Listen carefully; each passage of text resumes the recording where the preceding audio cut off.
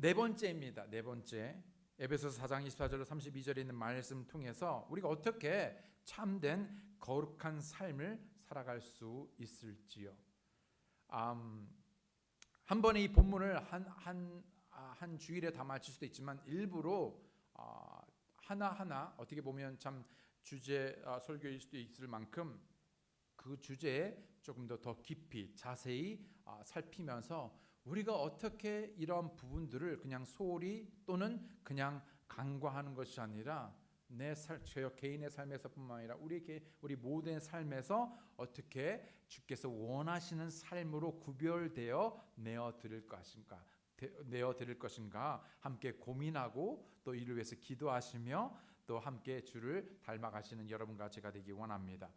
시간상 에베소서 4장 24절로 32절 중에서 저희들 24절부터 29절까지 오늘 본문의 주제라 할 수 있는 29절까지 저희들 함께 읽기 원하는데요. 다 함께 일어나셔서 하나님의 말씀 보실 때 제가 대표해서 읽겠습니다. 에베소서 4장 24절부터 32절 중에 오늘 24절부터 29절까지 특별히 오늘 29절에 있는 말씀을 살펴보도록 하겠습니다. 제가 읽지요. 또 너희가 하나님을 따라 의와 참된 거룩함으로 창조된 새 사람을 입을 것을 가르침을 받았으니 그런즉 거짓말을 버리고 각 사람이 자기 이웃과 더불어 진리를 말하라. 우리는 서로 지체니라.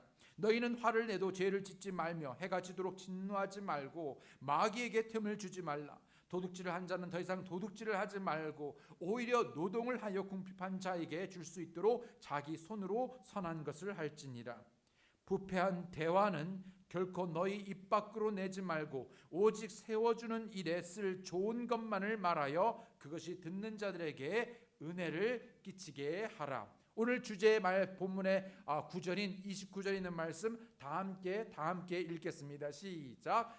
부패한 대화는 결코 너희 입 밖으로 내지 말고 오직 세워주는 일에 쓸 좋은 것만을 말하여 그것이 듣는 자들에게 은혜를 끼치게 하라. 아멘. 잠시 말씀을 위해 기도하시겠습니다. 하나님 아버지 감사합니다.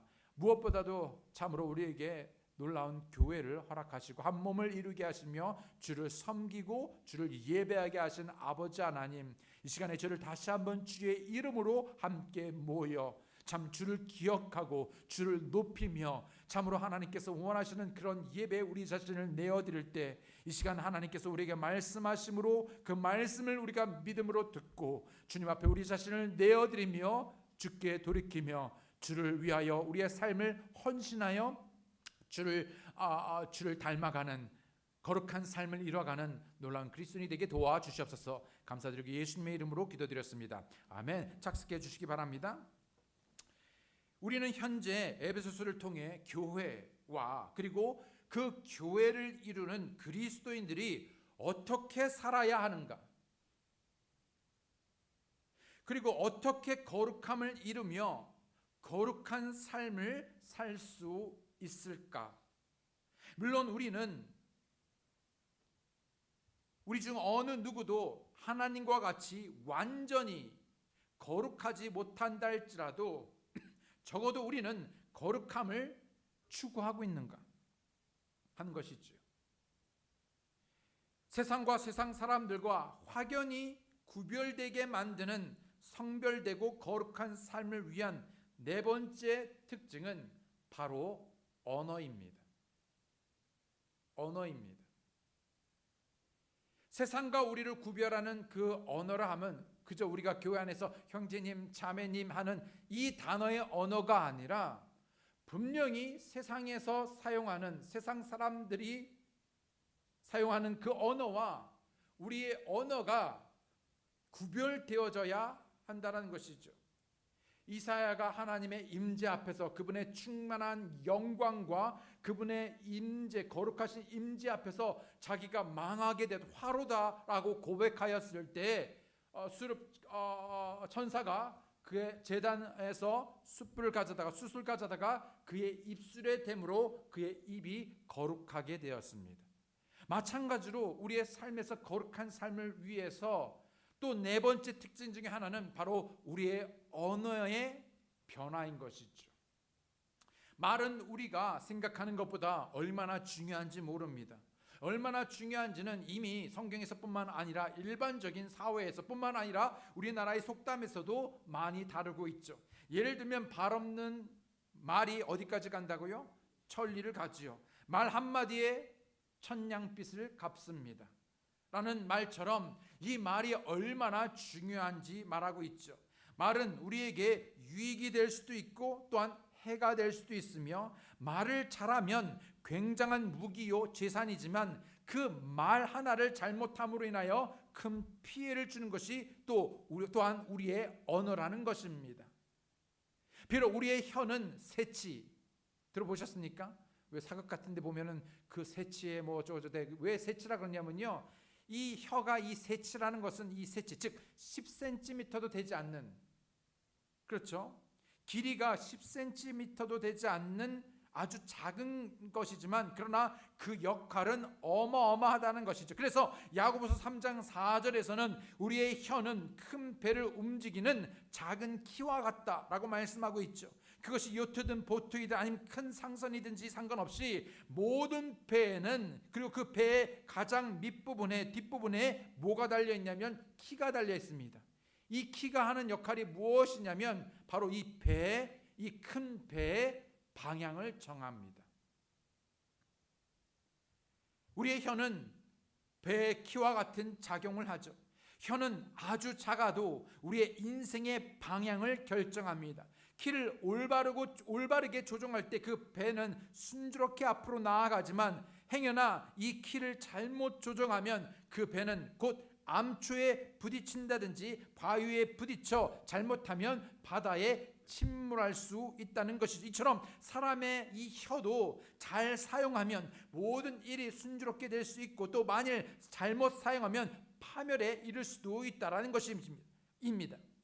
혀는 작지만 역사를 바꾸게 할 수 있을 만큼 큰 위력을 발휘하기도 하지요. 그래서 헬라, 그리스에서 그 속담을 보게 되면 혀는 뼈 하나 없고 아주 약하나 사람을 찔러 죽이기도 하고 역사를 건설하기도 한다라는 말이 있습니다. 얼마나 너무나 와닿는 말이지요. 한번 내뱉은 악한 말 한마디 때문에 우정이 깨지기도 하고 가정이 무너지기도 하며 나라와 나라 사이에 전쟁이 발생하기도 하고 역사가 바뀌기도 합니다. 그러나 반대로 선한 말 한마디는 분쟁을 화해로 이끌며, 그렇죠, 유순한 대답이 분노를 쉬게 한다라고 잠언에도 있는 말씀처럼 말이죠. 실망한 사람을 위로하기도 하고 분쟁했던 나라를 화평하게 하기도 하며 역사를 좋게 바꾸기도 합니다. 그렇다면 이와 같이 이 중요한 이 언어에 대하여, 이 말에 대하여, 우리의 혀에 대하여 어떻게 우리는 말을 할 수 있을까? 오늘 본문은 우리에게 크게 두 가지를 말씀하고 있었을 때, 첫 번째로 부패한 대화를 삼가하고 버리라 라고 말하고 있습니다. 부패한 대화, 그렇죠? 부패한 대화. 이 부패한 이 단어를 보게 되면 사프로스라는 원어를 쓰고 있는데요, 바로 썩은, 그래서 부패해서 사용하기에 부적절한이라는 의미를 가지고 있습니다. 이런 측면에서 이 부패한 말이나 대화, 로고사프로스라는 이 단어는 아무런 쓸모없는 말이며 다른 사람들로 하여금 쓸데없는 것을 생각하도록 하는, 오히려 그 부패함이 다른 사람에게 임하게 하는 그런 뜻이 있죠. 부패함이라는 것은 항상 썩어서 무엇이냐면 원래의 상태를 문드러지고 무너뜨립니다. 여러분 썩은 토마토 보신 적 있죠? 예. 여러분 그 원래 여러분 탱탱했던 토마토가 썩게 되면요 문드러지게 됩니다. 물이 나고 문드러져서 여러분 먹을 수가 없게 되죠. 결국 이러한 말은, 부패한 대화는 교회 공동체의 덕이 되지 않을 뿐 아니라 오히려 무너뜨리게 된다는 것입니다. 오늘 아침에도 잠시 아내랑 운전하고 오면서, 오늘 주제가 언어에 대한 거잖아요. 근데 아침에 나오면서 아내가 신발을 신었는데 그 신발이 자꾸 신으면 이렇게 자꾸 이 껍질이 까져요. 그래서 그거 하면은 발이 아플 텐데, 그랬더니 그 말이 아니구나. 그래서 아침에 나오는데 오늘 왜 이렇게 피곤하지? 그러는 거예요, 우리 아내가. 그래서 아니 이번 주에 당신이 이렇게 저렇게 해가지고 LA만 3번을 내려갔다 왔는데 그러니까 피곤하지 라고 저는 팩트를 얘기했죠. 그랬더니 아내가 말하기를 그거는 세우는 말이 아니라고 저에게 커렉트를 해주더라고요. 그래서 어떻게 말하니까지 친절하게 가르쳐서 그럴 때는 아이고 3번씩이나 내려가서 얼마나 피곤하면 그럴까 라고 말하는 것이 세우는 말이라는 것입니다. 똑같은 팩트를 가지고 똑같은 말이지만 똑같은 말을 가지고 어떻게 하느냐에 따라서 그것이 물론 무너지진 않았지만 물론 상처를 받진 않았지만 이것이 무너뜨리고 부패하게 할 수도 있으며 오히려 똑같은 상황, 바꿀 수 없는 상황에 대하여 어떻게 말하느냐에 따라서 그 사람을 세울 수도 있다는 이 간단한 진리를 오늘 아침에도 연습하고 왔다는 것이지요.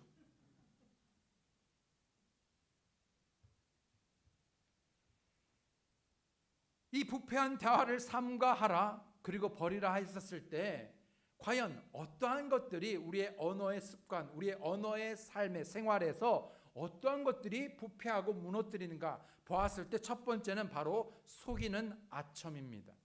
속이는 아첨. 잠언 말씀을 보게 되면 여러분 이 언어에 대해서 무려 150여 개의 구절이 있습니다.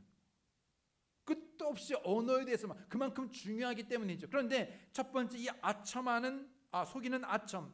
잠언 20장 17절에 보게 되면 속여서 얻은 빵이 사람에게 달지만 나중에는 그의 입이 자갈로 가득하리라.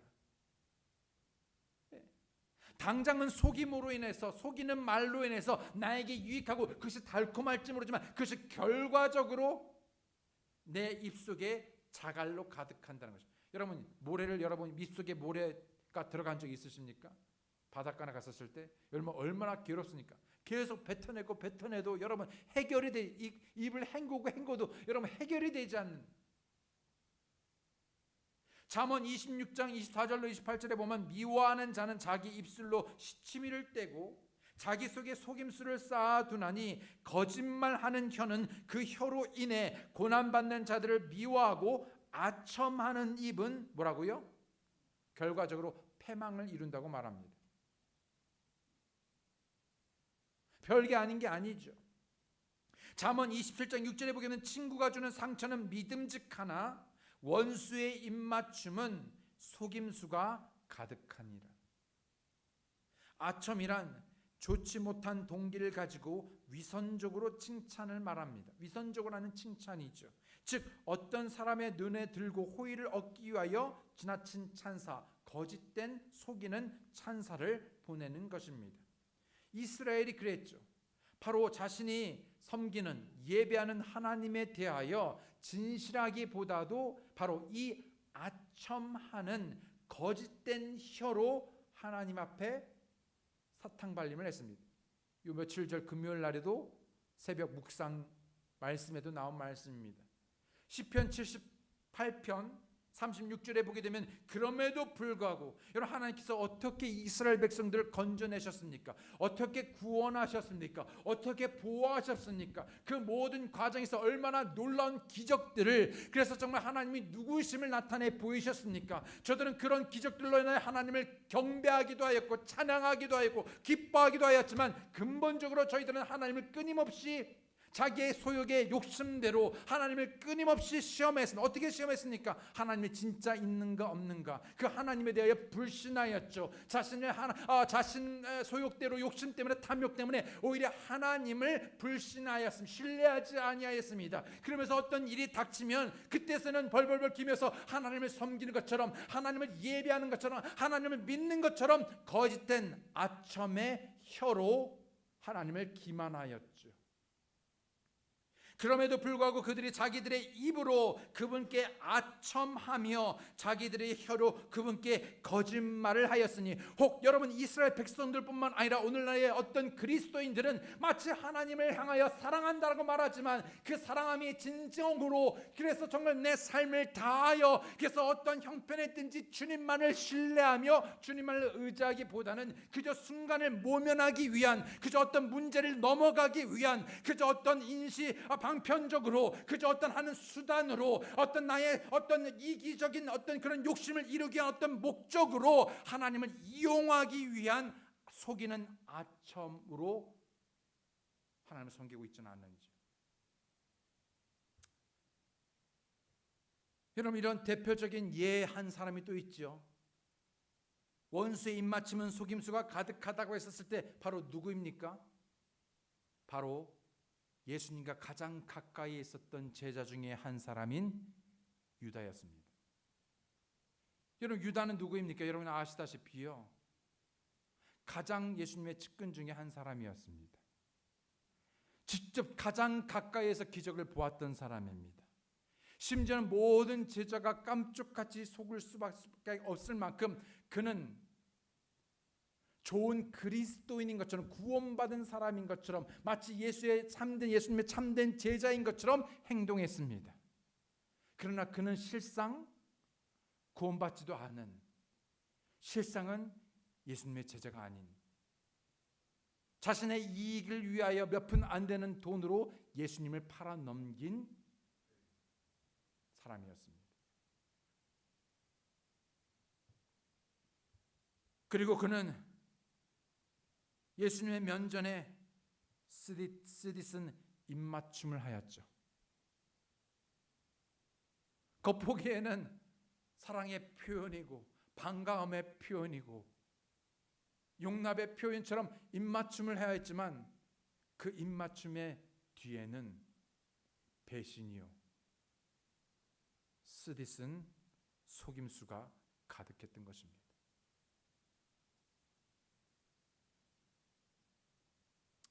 이런 유다의 행동은 당시에 통용되고 있었던 속이기 위한 아첨의 말과도 같은 것이었습니다. 혹 우리 그리스도인들이 우리가 섬기는 주님에 대하여, 또 함께 한 몸을 이루는 형제 자매인 주님의 사람들에 대하여 이런 거짓된 아첨에, 속이는 아첨을 하고 있지는 않는지요. 잠언 28장 23절에 사람을 꾸짖는 자는 혀로 아첨하는 자보다 나중에 더 많은 호의를 얻는다라고 말하고 있습니다. 첫 번째는 속이는 아첨이요, 두 번째는 바로 비난이요, 소문 퍼뜨리는 일, 수다스러움입니다. 잠언에 보게 되면 10장 18절에 거짓말하는 입술로 미움을 감추는 자와 헐뜯는 말을 내는 자는 어리석은 자니라. 헐뜯는 말, 험담이죠. 뒷담화입니다. 가십이죠. 우리는 너무나 똑똑해서 마치 험담하지 않는 것처럼 하면서 험담을 합니다. 아닌 것 같이 나는 그렇게 생각 안 하는데 그런데 라고 하면서 살살살 흘리지요.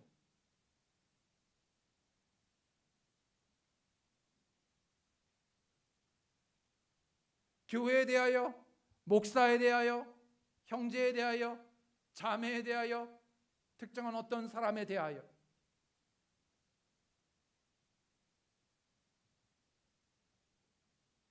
잠언 16장 28절에도 보게 되면 삐뚤어진 자는 다툼을 뿌리며 수군거리는 자는 중요한 친구들을 갈라놓으니라. 수군거리는 자들, 영어로 보면 whisper, 속닥속닥 속닥속닥 속닥 속닥속닥 속닥속닥 속닥.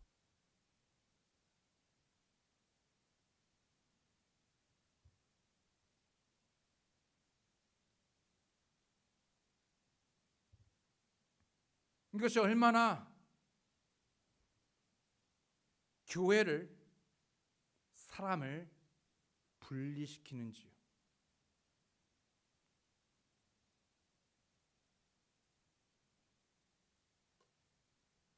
잠언 17장 9절에 범법을 덮어주는 자는 사랑을 구하거니와, 범법 또는 허물을 덮어주는 자, 여기서 말하는 성경은, 말씀은 은폐하라는 얘기가 아닙니다. 그러나 사랑은 허다한 잘못을, 범법을, 허물을 감싸 안습니다.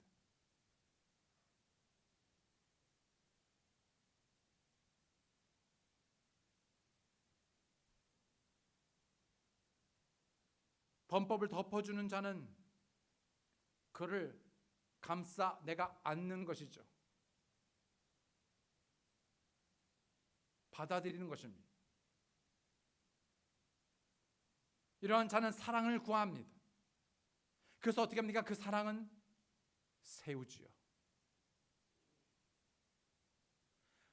그런데요, 문제를 거듭 말하는 자는 친한 친구들을 갈라놓는 데입니다. 계속해서 문제들을 자꾸 문제들을요 드러냅니다. 도대체 무엇을 위해서요?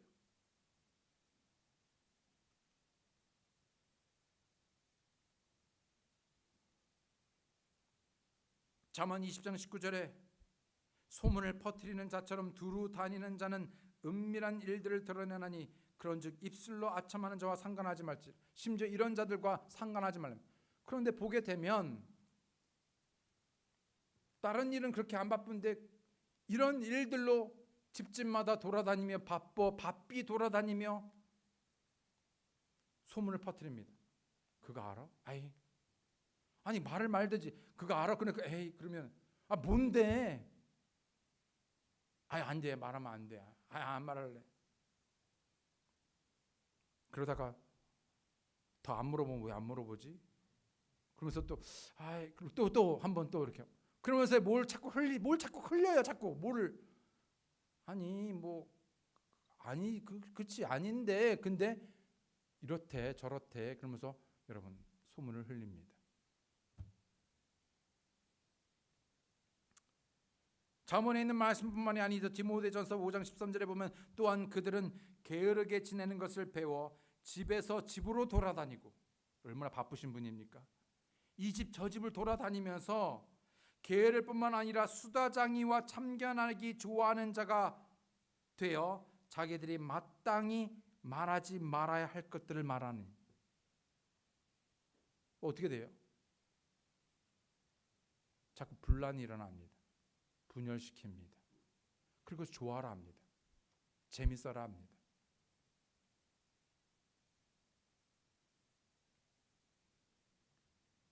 하나님의 은혜로 구원받은 그리스도 안에서 한 가족이 되었으면서 너무나 많은 사람들이 다른 이들을 경멸하고 험담하며 비난함으로 기쁨을 얻습니다. 그것은 그 사람을 위해서도 아니고 그 가정을 위해서도 아니고 그 교회를 위해서도 아니고 바로 그 어떤 것을 위해서도 아니고 바로 나의 육신을 위해서인 것이죠. 그래서 그 모두를 파멸시키는 것입니다. 찰스 윈들은 목사님은 말하기를 우리의 입을 통해 나가는 말은 먼저 그 말이 나가기 전에 4개의 문을 거쳐야 한다고 말합니다. 그 첫 번째 문은 바로 무엇이냐면 내가 말하는 내용은 사실인가? 두 번째 그리고 나서 거쳐야 되는 문은 무엇이냐면 은밀한 것인가? 그리고 나서 세 번째 필터 거쳐야 되는 문은 바로 무엇이냐면 유순한 말인가? 마지막 문을 거쳐야 되는 그것은 필요한 것인가? 그 진짜 necessary 필요한 것인가? 만약에 여기다가 하나를 더 더할 수 있다면 덕을 세우는 것인가?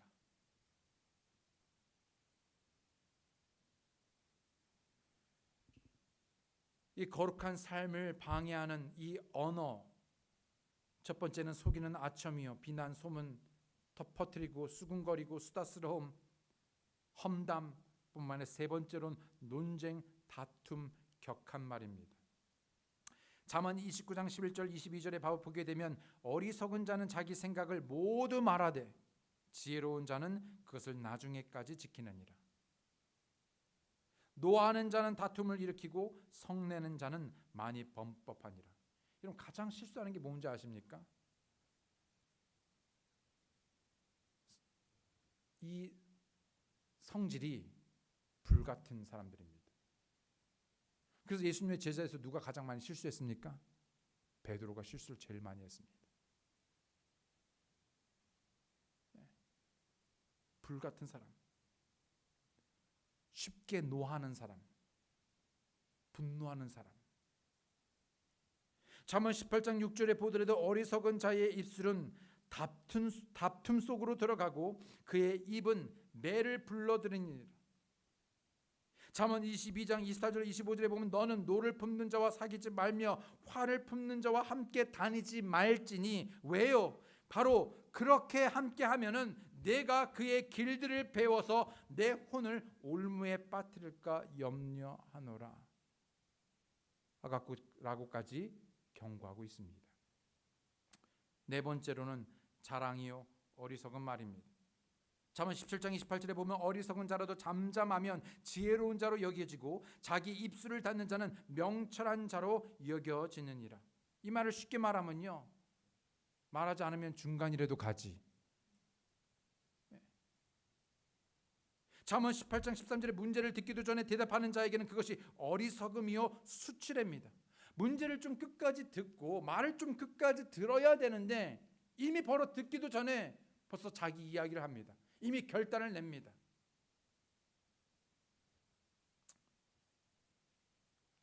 어리석은 사람은 모든 것에 대해 참견하기를 좋아합니다. 소위 다른 말로 오지랖이죠.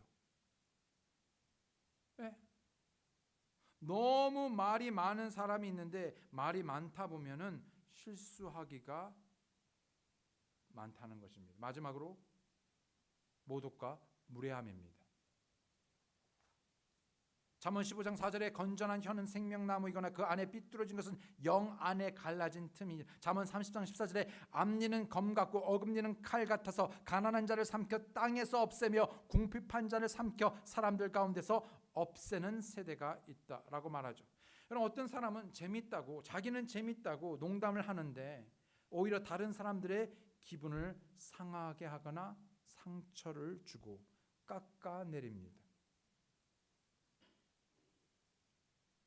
여러분, 적절한 농담은 여러분 그 분위기를 활성화하고 사람을 세우게 하고 유쾌하게 하고 여러분 사람에게 좋은 반응을 일으킵니다. 그런데 굳이 농담을 해도 기분 나쁜, 사람을 깎아내리는, 오늘 본문에서 말씀하고 있듯 모든 말은 상대방을 배려함으로 덕을 세우고 사람을 세우기 위함이요 또 뿐만 아니라 은혜를 끼치는 말들을 해야 하는 것입니다. 첫 번째, 부패한 대화를 삼가함으로 버려야 하며, 두 번째는 바로 세워주는 선한 말로 은혜를 끼치는 것입니다.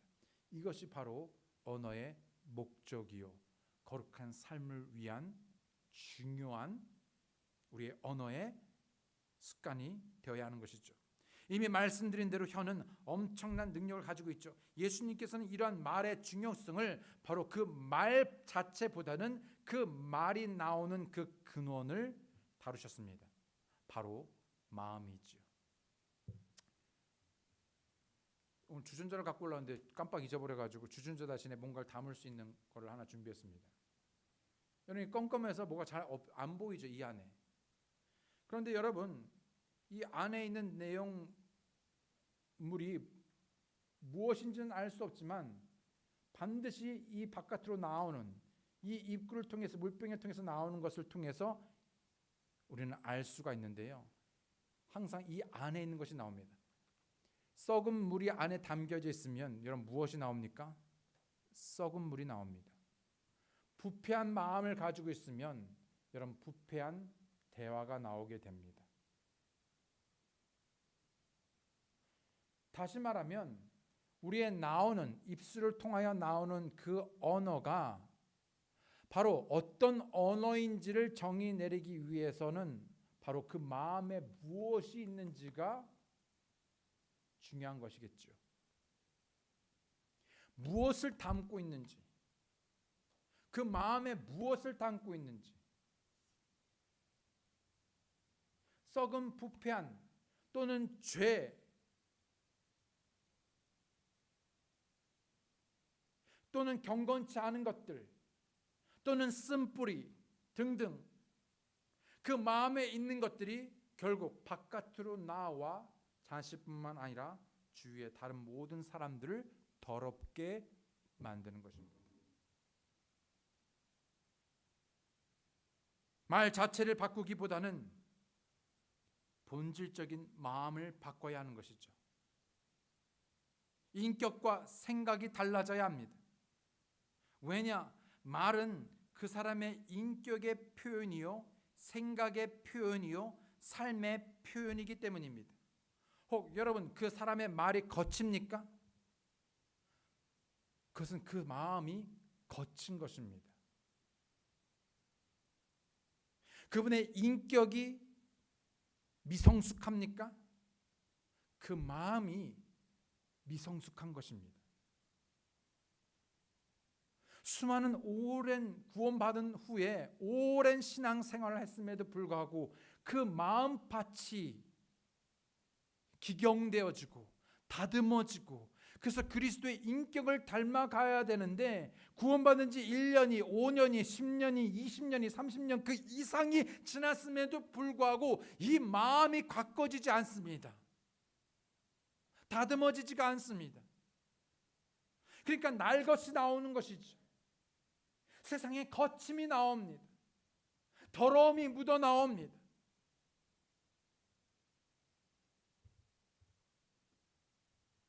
만일 어떤 사람이 자신의 말을 바꾸려고 언어를 바꾸려고 노력함에도 불구하고 계속해서 더러운 말이나 부정적인 말이나 악하고 안 좋은 말을 하는 것은 더 중요한 자신의 마음을 살펴보지 않고 그 마음을 바꾸지 않고 가꾸지 않고 바꾸려 하지 않기 때문인 것이지요. 때문에 예수님께서는 그 마음을 다루시며 그 마음을 바꾸기 원하셨습니다. 마태복음 12장 34절로 35절에 오 독사들의 세대야 너희가 악하니 어찌 선한 것들을 말할 수 있겠느냐 입은 마음에 가득한 것을 말하느니라. 선한 사람은 마음에 선한 보고에서 선한 것들을 내고 악한 사람은 악한 보고에서 악한 것들을 내느니라.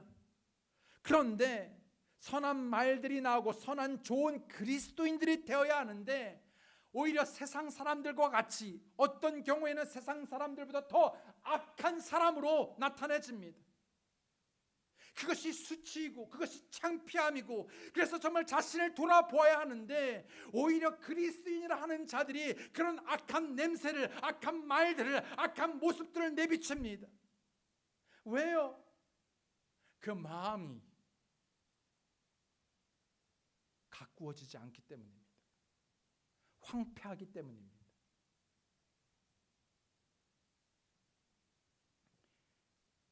때문에 마음을 청소하고 바꾸지 않는 한 우리의 생각을 새롭게 하지 않는 한 결코 우리의 언어는 바뀌지 않을 것입니다. 이런 마음과 생각의 변화는 오직 하나님의 말씀을 통해서만 변화되고 삶이 변화되는 것이죠.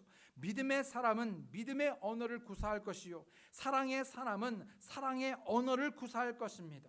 이 모든 것이 하나님의 말씀에 달려 있죠. 때문에 가장 먼저 우리는 세워주는 선한 말로 은혜를 끼치는 언어를 구사하기 위하여 첫 번째로 그 마음에 하나님의 말씀을 담아야 합니다.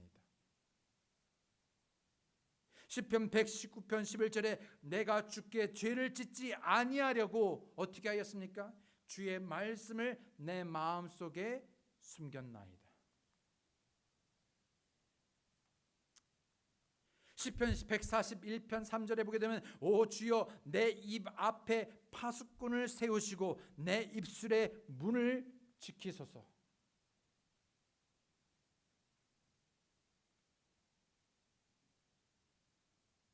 두 번째로 영적으로 성숙하고 성장해야 합니다.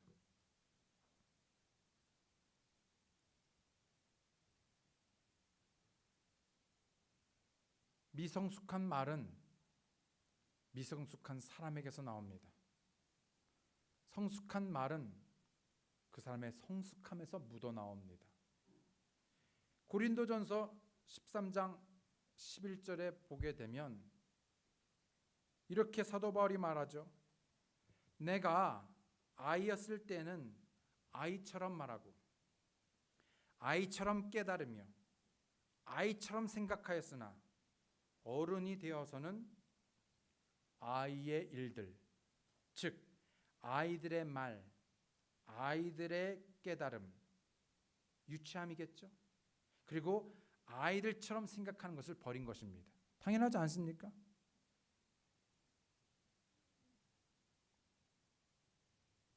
어렸을 때는 아이처럼 엄마 밥도 엄마 맨날 나 이거 따뚱 완전 나 삐질 거야 아니면 아니 이렇게 합니다. 근데 잘하면요, 엄마 돈 주세요.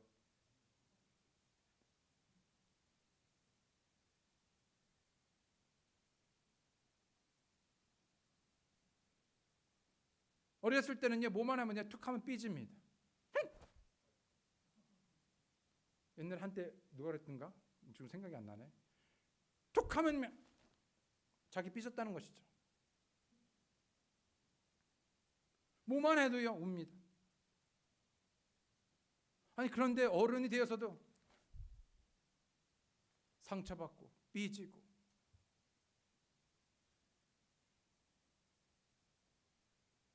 상처받는 일이 있죠.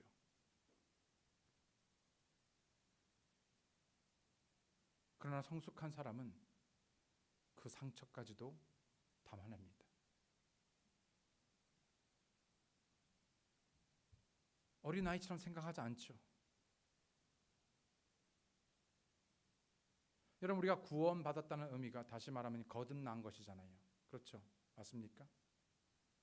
구원받음을 다시 말하면 born again, 거듭남이라 말합니다. 그러니까 우리는 영적으로 다시 예수님의 사람으로 성령을 통해 다시 태어났습니다. 태어나서 자라야 되는데 생각이 아직도 세상적입니다. 어린애와 같습니다. 달래만 줘야 됩니다. 쉽게 분노합니다. 쉽게 짜증을 냅니다. 쉽게 상처를 받습니다.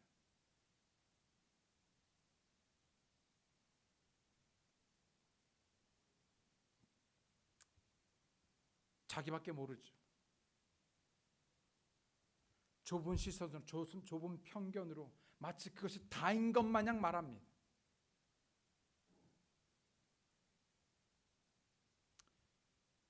어떤 사람의 영적 상태 또는 영적인 성숙도를 말할 때 우리는 일반적으로 그 사람이 얼마나 교회에 빠지지 않고 얼마나 헌금을 많이 하고 얼마나 새벽 기도에 나가는지 그 사람의 삶에 술, 담배를 하지 않는 모습들로 평가합니다. 그러면 대단히 믿음이 좋은 것처럼 말하죠. 영적이 성숙한 사람으로. 그러나 이러한 요소들은 영적인 성숙도의 절대적 성경적인 기준이 결코 아니라는 것이죠. 왜냐하면 이러한 조건을 갖추고도 미성숙한 그리스도인들이 많다는 것입니다. 물론 이러한 것들이 중요하죠. 주님을 사랑하고 성숙한 그리스도인들에게서 나타나는 증거의 한 부분이기도 합니다. 그러나 이러한 특징으로 그 사람이 영적으로 성숙한 사람이라고 속단하기 어렵다는 것이죠. 이러한 것들은 부수적인 것이지 절대적인 기준이 아니라는 것입니다. 이미 우리는 이러한 사람들 가운데 미성숙한 그리스도인들을 경험하고 있습니다. 만약 이러한 것들이 성숙함의 기준이라면 바리새인들이야말로 가장 성숙한 사람들이었을 것입니다. 그러나 성경은 그렇게 말하고 있지 않지요. 진짜는 그 말에 있는데 그 말은 어디서? 바로 그 사람의 중심, 그 사람의 마음에서 나온다는 것입니다. 때문에 하나님께서는 그 사람의 마음, 그 사람의 중심을 보시지요. 그리고 그 사람의 무게를 달아봅니다. 그 사람을 평가하시지요. 바울은 영적 성숙도의 기준이 눈에 보이는 행동이 아니라 그런 행동을 야기하는 그런 행동이 나오는 생각들에 있음을 말씀하고 있습니다. 말하는 것, 깨닫는 것, 생각하는 것이 바로 영적 성숙도의 기준이라고 말하고 있는 것이지요. 많은 시간이 지났음에도 어린아이와 같은 말을 한다면, 그렇게 생각을 한다면 그분은 미성숙한 사람이죠. 하지 말아야 할 말을 함으로 다른 사람에게 상처를 줍니다. 성경은 때에 맞는 말의 그 가치가 얼마나 큰 것인 것을 말하고 있습니다. 같은 말이라도 어느 때 하느냐 매우 중요하지요. 또 뿐만 아니라 이미 우리가 다룬 것처럼 왜 이 말을 하는지, 어떻게 하는지, 언제 하는지, 어떤 목적, 어떤 동기로 하는지, 바로 이것이 무너뜨리고 부패한 대화인지 아니면 이것을 덕을 세우고 그 사람을 세우기 위한 것인지, 그 동기가 사랑인지 그것이 육신인지, 그 모든 것을 스스로 드러낸다는 것입니다. 아무리 좋은 말이라 할지라도 때를 잘 맞추지 못한다면 가치 없는 말이 되고, 그것은 오히려 덕을 세우지 못하며 무너뜨리는 것이죠. 그 무너뜨리는 것은 그저 어떤 대상뿐만 아니라 그 자기에 속하는 그 모두를 무너뜨리는 것이기 때문에 이 언어가 얼마나 중요한지요. 베드로후서 3장 18절에 오직 은혜 안에서 자라고 우리 주 곧 구원자 예수 그리스도를 아는 것에서 자라라. 그분께 영광이 이제와 영원토록 있기를 원하노라. 아멘. 그래서 베드로는 뭐라고 말하고 있냐? 그의 서신의 가장 마지막에 성장하랍니다. 주님을 아는 것과 그분의 은혜 안에서 성장하랍니다. 고린도전서 3장 1절로 3절에 형제들아, 내가 영에 속한 자에게 말하는 것 같이 너에게 할 수 없어서 육신에 속한 자 곧 그리스도 안에 있는 갓난 아이들에게 말하는 것이 하였노라. 내가 너희를 젖으로 먹이고 음식으로 하지 아니하였나니 이는 지금까지 너희가 그것을 능히 감당하지 못하였으며 지금도 능히 못하기 때문이라. 너희가 아직도 육신에 속하였도다. 너희 가운데 시기와 다툼과 분열이 있으니 너희가 육신에 속하여 사람들처럼 걷지 아니하느냐. 상경제 잠깐만요. 왜냐하면 항상 지목할 사람이 여기서 상경제밖에 없어요. 상경제 앞으로, 여기 앞으로.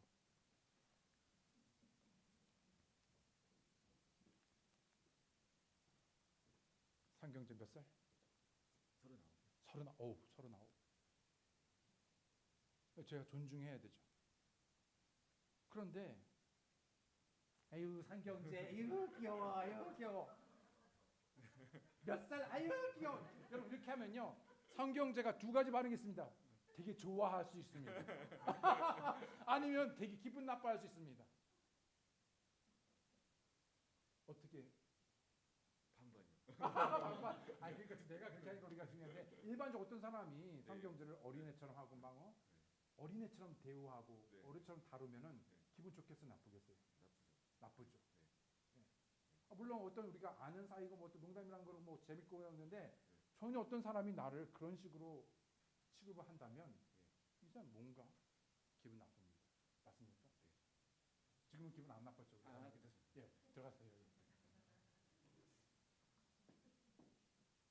기분 나쁩니다. 근데 여러분 잘 생각해 보십시오.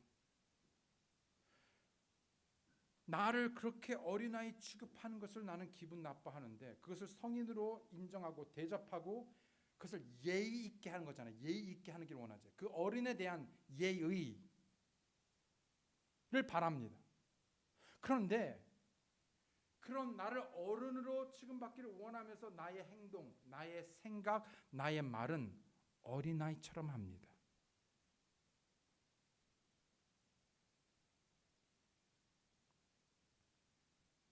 근데 사도 바울이요, 고린도 교회 성도들 어떻게 다뤘습니까? 아이처럼 했습니다.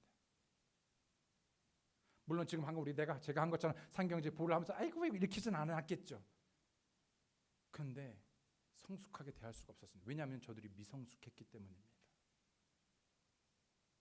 그 누구보다도 은사들이 많았고, 그 누구보다도 많은 축복을 받았고, 그 누구보다도 풍성한 그런 정말로 교회였음에도 불구하고 그들의 영적인 수준은 너무나 미성숙했습니다.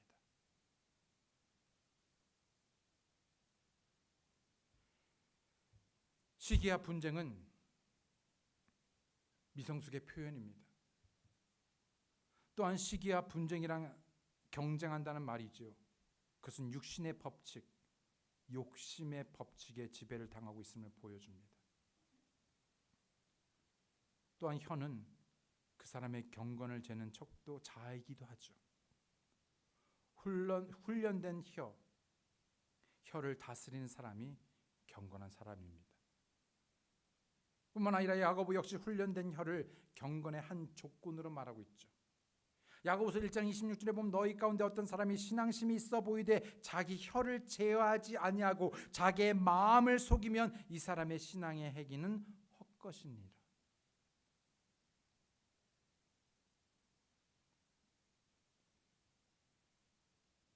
마지막으로 사람들을 세우는 은혜의 말을 선택하십시오. 어떤 말이 되었든 이 말이 그 사람을 세우는 것인가? 무너뜨리는 것인가? 세우는 것인가? 무너뜨리는 것인가? 은혜를 끼치는가? 아니면 은혜를 빼앗아가는가? 오늘 본문에 부패한다는 결코 너희 입 밖으로 내지 말고 오직 세워주는 일에 쓸 좋은 것만을 말하여. 이 얼핏 보면 이게 무슨요 거짓말, 아첨을 말하는 것 같이 여길 수 있는 그게 아닙니다. 좋은 것만을 얘기하는 것입니다. 할 게 있어야죠 목사님. 아니요. 없는 게 아니라 내가 보고 싶은 것만을 보기 때문이죠. 누구든지 연약한 점이 있고 잘못된 점이 있고 부족한 점이 있습니다. 나는요.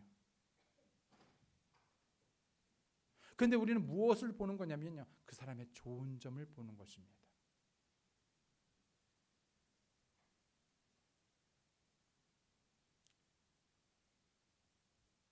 세워주는 일, edifying이라는 단어를 쓰죠.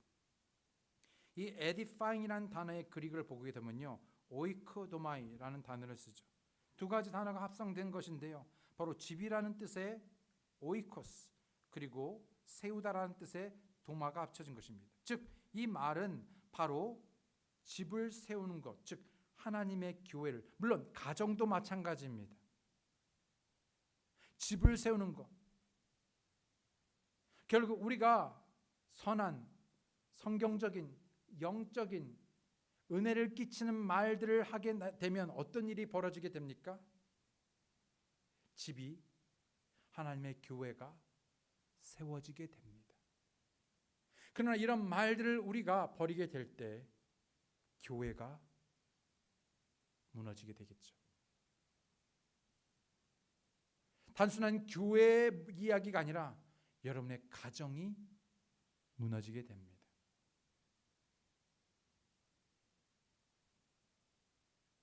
이것이 우리의 운명의 공동체입니다.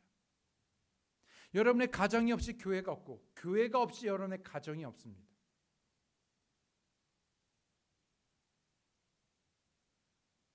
그런데 결국은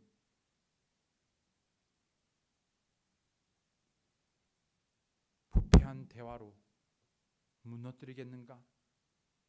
아니면 세워줄 쓸 좋은 말로 은혜를 끼치겠는가? 세워주는 일이라 함은 각 가정이기도 하지만 결국 주님의 몸이신 교회를 세우는 일입니다. 건강한 교회의 특징을 보게 되면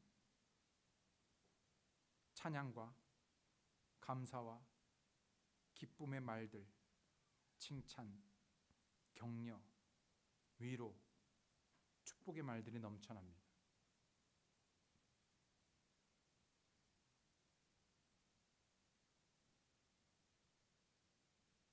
믿음의 말들이 풍성합니다. 첫 번째 칭찬이요. 잠언 27장 21절에 도가니로 은을 용광로로 금을 시험하듯 칭찬으로 사람을 시험하느니라. 뭡니까? 단련하는 것이죠. 여러분 칭찬하십시오. 칭찬하기도 어렵습니다. 굳이 한다면 여러분 칭찬하시기 바랍니다. 예. 사도행전 2장 47절에 하나님을 찬양하며 온 백성에게 호감을 얻으니, 호감이라는 단어를 보게 되면요 카리스라는 단어를 씁니다. 원어를 두고 있습니다. 은혜를 끼치는 것, 감사. 에베소서 5장 4절에 또한 추잡한 것이나 어리석은 이야기나 희롱하는 말로 적합하지 아니하지 말고 오히려 뭐라고요? 감사하는 말을 하라 했었을 때 여기 다른 이 원어가 뭐냐면 카리스입니다. 카리스가 뭐예요, 여러분? 은혜잖아요. 은혜. 즉 은혜의 말을 하라는 것입니다. 여러분, 은혜를 끼치다. 은혜를 끼치는 말이 무엇입니까? 바로 그 말은 바로 칭찬의 말, 또 감사의 말입니다. 우리가 감사를 하면 할수록, 감사의 말을 하면 할수록 은혜를 끼칩니다. 덕을 세웁니다. 그렇지 않습니까, 여러분? 로마서 6장 17절에 그러나 하나님께 감사하리로다 했었을 때 이 단어의 원어가 카리스입니다. 다시 말하면요, 하나님께 은혜하리로다. 감사한 것이죠. 여러분, 얼마나 하나님께 감사합니까?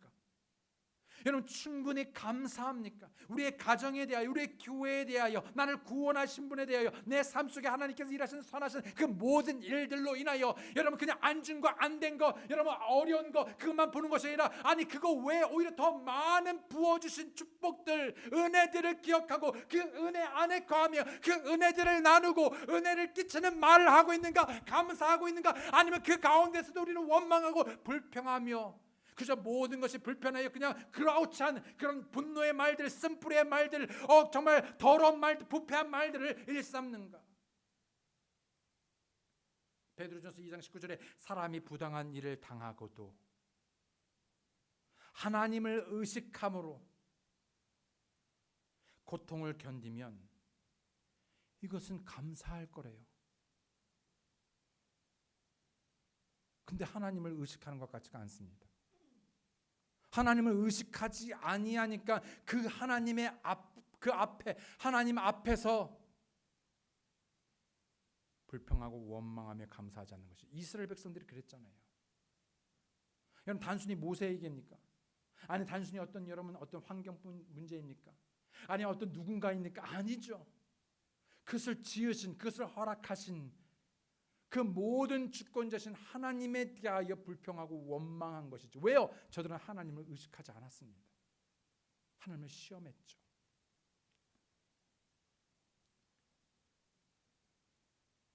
이 모든 말이 은혜를 나타내고 있습니다. 우리들 안에 하나님의 은혜가 넘쳐남으로 그야말로 덕을 세우고 사람을 세우는, 은혜를 끼치는 칭찬, 감사, 축복의 말들로 넘쳐나시는 여러분과 제가 되기 원합니다. 아멘. 다 함께 기도하시겠습니다.